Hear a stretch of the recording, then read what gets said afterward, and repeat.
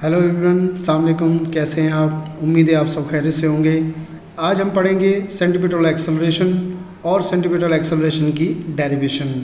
ठीक है, ये topic chapter number 4 rotational and circular motion का टॉपिक है और ये चैप्टर नंबर 4 जो है फिज़िक्स क्लास 11 की book synth text book board की जो बुक है उसका टॉपिक है एंड उसका चैप्टर है ये चैप्टर नंबर 4। ओके, तो लेक्चर स्टार्ट करने से पहले हमारे यूट्यूब चैनल को सब्सक्राइब करें, लाइक भी करें और अपने दोस्तों के साथ शेयर भी करें और नोटिफिकेशन के आइकॉन पर क्लिक करना मत भूलिएगा क्योंकि इसी से आपको न्यू आने वाली वीडियोस की अपडेट मिलेगी, तो वहाँ पर भी आप क्लिक कर लें। मैं हूँ आपके साथ शकील अहमद जरवार। तो आइए चलते हैं इस लेक्चर की तरफ। सबसे पहले हम सेंट्रीपिटल एक्सेलरेशन की डेफिनेशन को समझेंगे। लफ्ज़ सेंट्रीपिटल, ये जो वर्ड सेंट्रीपिटल है इसका मतलब है toward the centre, toward the centre, centre की तरफ या सेंटर सीकिंग या जिसको सेंटर की तलाश हो। तो सेंट्रीपिटल एक्सेलरेशन, अब आप इस वर्ड से समझ जाएं कि इसका मतलब क्या है। सेंट्रीपिटल एक्सेलरेशन मीन्स वो एक्सेलरेशन जो कि किसकी तरफ हो, सेंटर की तरफ हो। कौन सी एक्सेलरेशन? ये वो एक्सेलरेशन है जो कि किस तरफ हो, सेंटर की तरफ हो। तो उस एक्सेलरेशन को सेंट्रीपिटल एक्सेलरेशन कहते हैं। ठीक है, हम कंसीडर करते हैं कि एक ऑब्जेक्ट है और ये ऑब्जेक्ट सर्किल में मूव कर रहा है। जब ऑब्जेक्ट सर्किल में मूव करेगा तो ऑब्जेक्ट की हर पॉइंट के ऊपर वेलोसिटी की डायरेक्शन तब्दील होती रहेगी।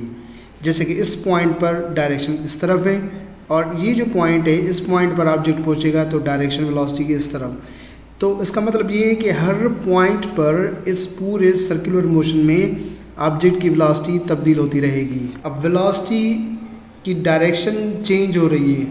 यहाँ पर हमें पता है कि जब वेलोसिटी का मैग्नीट्यूड चेंज हो या वेलोसिटी की डायरेक्शन तब्दील होगी, चेंज होगी, तो दोनों में से किसी भी एक के चेंज होने से एक्सेलरेशन पैदा होती है। अब यहाँ पर हम डिस्कस कर रहे हैं वेलोसिटी की डायरेक्शन को। वेलोसिटी की डायरेक्शन इस पूरी सर्कुलर मोशन में हर पॉइंट पर चेंज होती रहेगी। तो वेलोसिटी की डायरेक्शन चेंज होने की वजह से जो एक्सेलरेशन पैदा होगी उस एक्सेलरेशन को सेंट्रीपिटल एक्सेलरेशन कहते हैं। तो keep in mind, centripetal acceleration कब प्रोड्यूस होगी?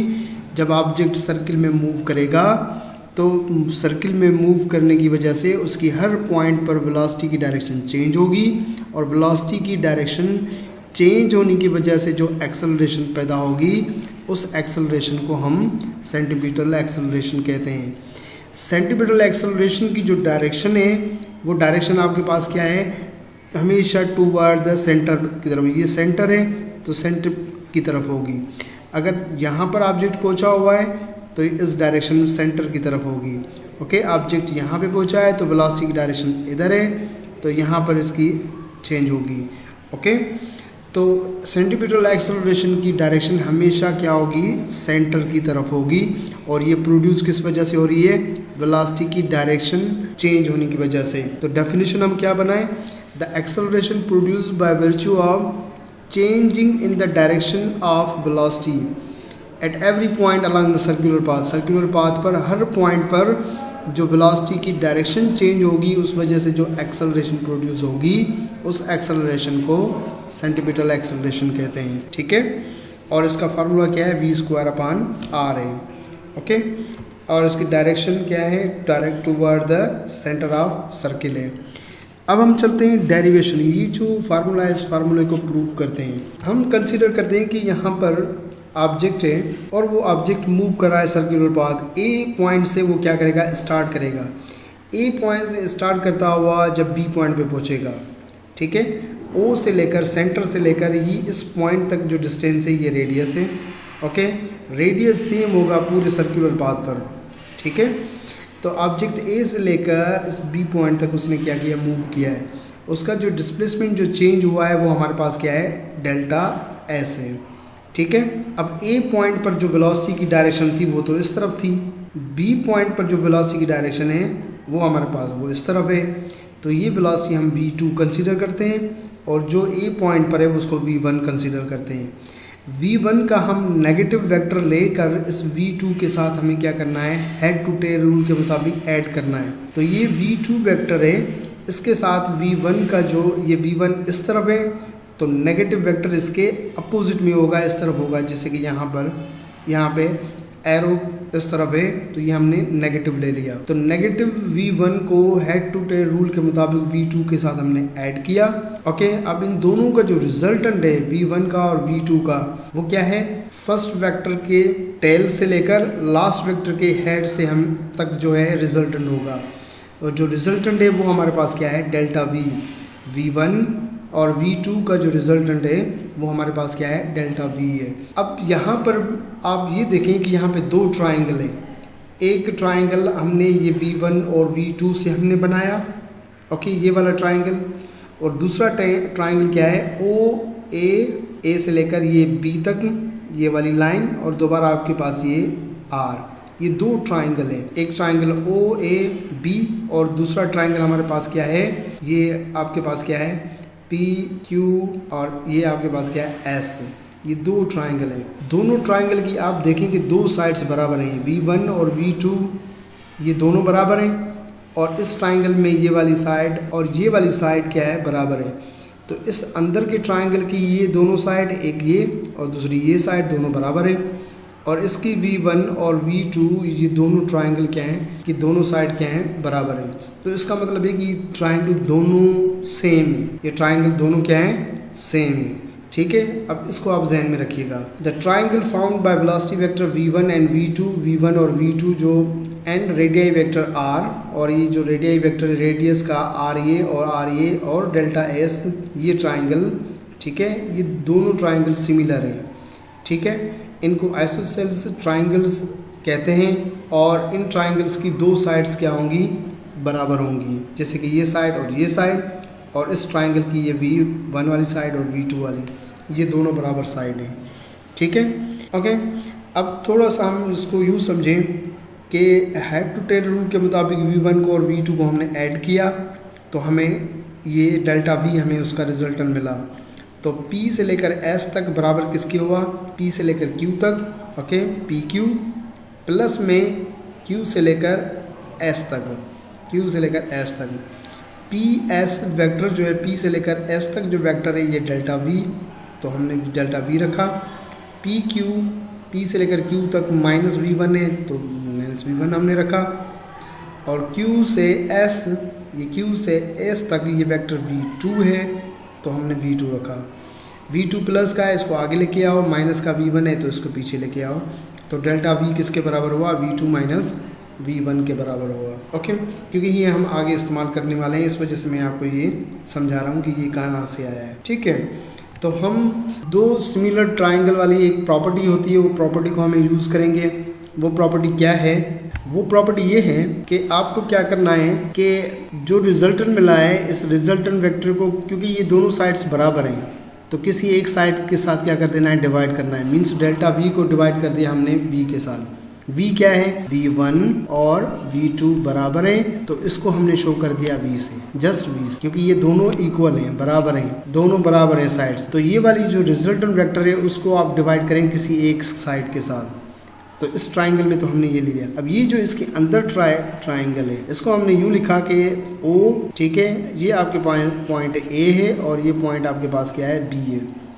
तो ये रिजल्टेंट वेक्टर है A से लेकर B तक, डेल्टा S इसको, और ये दोनों साइड बराबर हैं तो डेल्टा S को डिवाइड करना पड़ेगा इस किसी भी एक साइड के साथ, डेल्टा S अपॉन R के साथ। ये दो सिमिलर ट्राइंगल की प्रॉपर्टी है कि जो रिजल्टेंट वेक्टर है उसको किसी एक साइड के साथ डिवाइड कर देना है।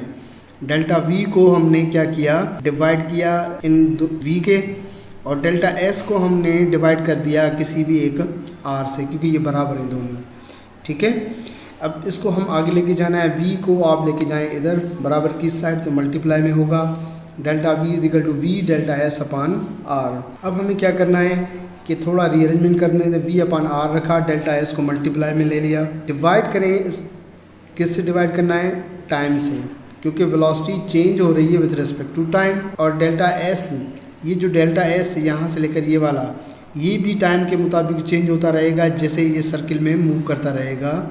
तो डेल्टा s भी टाइम के मुताबिक क्या होगा, चेंज होगा, इस वजह से हमने डेल्टा टी से डिवाइड करेंगे। तो delta V upon delta T बराबर V upon R same, delta S को डिवाइड किया डेल्टा टी के साथ। Delta V upon delta T ये है rate of change of velocity और ये बराबर होता है एक्सेलरेशन के। लेकिन delta S upon delta T ये बराबर होता है, ये है rate of change of displacement, तो ये बराबर हो जाएगा वी के, ये बराबर होगा एक्सेलरेशन के और ये बराबर हो जाएगा वेलोसिटी के। तो change of velocity with respect to time is called acceleration और change of displacement with respect to time is called velocity.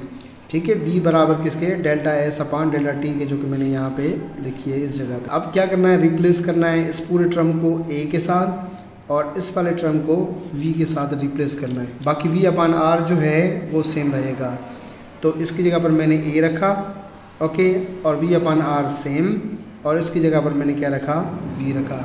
v के साथ मल्टीप्लाई होगा तो v स्क्वायर हो जाएगा, तो ये हो जाएगा a is equal to V square upon r। तो ये फार्मूला प्रूव हो गया जो पहले हमने लिखा था कि सेंट्रीपिटल एक्सेलरेशन का फार्मूला क्या है, वी स्क्वायर अपॉन r, ये यहाँ से प्रूव हो गया। अब हम इसको मज़ीद आगे भी बढ़ा सकते हैं। कैसे हम इसको मज़ीद हम आगे बढ़ाएंगे, v बराबर होता है r ओमेगा के, ये रिलेशन है लीनियर और एंगुलर वेलोसिटी का। तो इस v स्क्वायर की जगह पर आप क्या कर दें, r ओमेगा को रख दें। ठीक है, तो हमारे पास क्या है कि r ओमेगा हमने रखा और स्क्वायर कर दिया क्योंकि यहाँ पे v स्क्वायर है। ठीक, तो यहाँ से r स्क्वायर मिलेगा, ओमेगा स्क्वायर मिलेगा, तो r स्क्वायर और r एक कैंसिल हो जाएगा, बाकी ऊपर एक r बचेगा, तो r ओमेगा स्क्वायर। ये एक्सेलरेशन है in terms of angular velocity के। In terms of angular velocity जो सेंट्रीपिटल एक्सेलरेशन होगी वो किसके बराबर होगी, r ओमेगा स्क्वायर के। हाँ, ओमेगा जो है वो बराबर होता है 2 पाई अपॉन टी के, t टाइम पीरियड है, तो 2 पाई अपॉन टी आप रख दें ओमेगा की जगह पर। तो r हमने सेम रखा, यहाँ पर ओमेगा स्क्वायर है तो ओमेगा की वैल्यू रख के उसको स्क्वायर किया, तो 2 का स्क्वायर 4, पाई का square pi square, okay, r ये वही सेम, और t का जब हमने ये होल स्क्वायर ख़त्म किया तो t स्क्वायर मिला। अब ये सेंट्रीपिटल एक्सेलरेशन है इन टर्म्स ऑफ टाइम। तो जब इन टर्म्स ऑफ टाइम आपके पास कोई कहीं पर प्रॉब्लम में आपको चाहिए तो आप ये फार्मूला यूज़ करें। Centripetal acceleration in term of angular velocity चाहिए तो ये फार्मूला आप यूज़ कर सकते हैं। ठीक है, मेन फार्मूला इसका ये है। बाकी आप जो है इनको डिफरेंट फार्मूलों से हमने v equal to R omega से हमने ये ड्राइव किया, ओमेगा बराबर है 2 पाई अपॉन टी, तो वहाँ से हमने ये फार्मूला हमने ड्राइव किया। लेकिन बेसिक फार्मूला इसका ये वाला फार्मूला है। ठीक है, इसको आप जहन में रखिएगा। आई होप कि ये जो लेक्चर है वो आपको समझ में आ गया होगा। इन केस किसी भी किस्म की कोई कन्फ्यूजन है तो आप कमेंट बॉक्स में पूछ सकते हैं। अपना बहुत सारा ख्याल रखिएगा। Thank you very much. Allah हाफिज़।